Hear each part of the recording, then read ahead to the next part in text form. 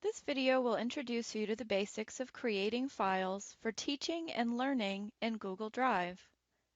You may already know that Drive is a tool for storing and sharing files. What you may not know is that you can also create documents in Drive and collaborate on these files with anyone you choose, anytime, anywhere. Because your files are stored in the cloud, you and your collaborators can access them from any computer or device with internet access. To start from your Wake Forest University Gmail account, select Drive from the Google Apps icon in the top right, or you can also get to Drive by going to drive.google.com. If you're going to be working with files offline, you may also choose to install Drive onto your computer by clicking this link and following the prompts. Google Drive allows you to create all types of files: documents, presentations, spreadsheets, forms, and even drawings. You can also create folders to organize your files. This tutorial is intended to give you a brief overview of the creation and editing features within Google Drive, so let's begin by creating a basic document. Select Create, and then Document. You'll get a blank document that looks very much like other word processing programs you've used in the past, and you also have all of the same basic editing and formatting text features as well. You have the ability to insert images, tables, to run spell check, and other standard word processing features similar to those that you've seen and used in programs like Microsoft Word. From the File menu in the document, you can share the item, give it a name, see the revision history. This is particularly useful when you have students working in groups on projects, as you can track their individual work. You can also change the language of the file or download it as a Microsoft Word document, a PDF document, and a number of others. Up here in the top left, we can give our document a name. So I just went up here and clicked on Untitled Document. We'll call it Google Drive Document and click OK. And perhaps one of the best features of creating any kind of document within Google Drive is as you're typing, your document is automatically saving.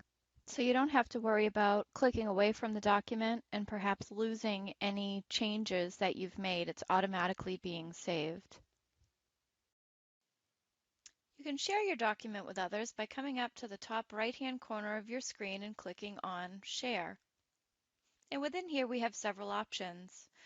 We can share this link here, which would only be accessible by collaborators, and we can also specify who has access. So right now for this document, specific people can access it. Let's say I want to change that and say anyone with the link would be able to access and to collaborate on the document. Then we can come down here and click Save. You could also invite people from here. We'll go ahead and put in an email address, one outside of Wake Forest University, one inside of Wake Forest University. And then click on Send. And we'll be prompted, you're sharing this with someone outside of the organization. Are you sure you want to send it? And we can say yes. And then click Done. So now I'm going to come back in and switch back over to my Drive account to review some options here for creating folders within Drive. Now let's create a folder within which we can organize our documents here in our Drive account.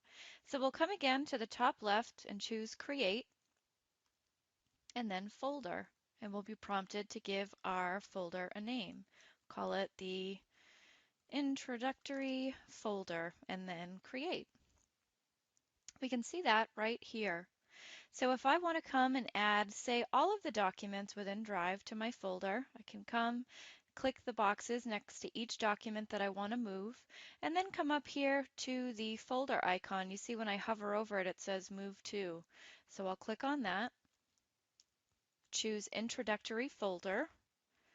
Notice here I can also create a new folder in here. So if I wanted to create just a brand new one, not use anything that was here, I could choose that. But I want to put these items in introductory folder. So I'll click on Move, and now everything has been moved. Here my documents are right here. Remember, you can also create presentations, spreadsheets, forms, drawings, and others from within Google Drive. Each can be created and shared and organized in the same way as your documents and folders. For example, to create presentations, you can click on the red Create button here and then on Presentations. You'll select a theme with which to create your presentation, and the experience will be similar to other programs you may have used in the past, such as Microsoft PowerPoint. But we'll go ahead and click Cancel for this example here.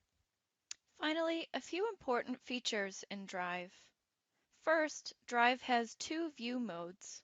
One that's a grid, where you can view all of your documents, presentations, drawings, and so forth here in a picture window, and then the list view that we're used to.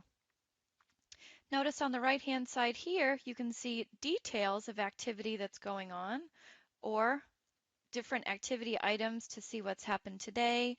And as we have more content in here, we're going to see more information. Google Drive has many features. Most importantly, it allows you to share and collaborate in real time with students and colleagues.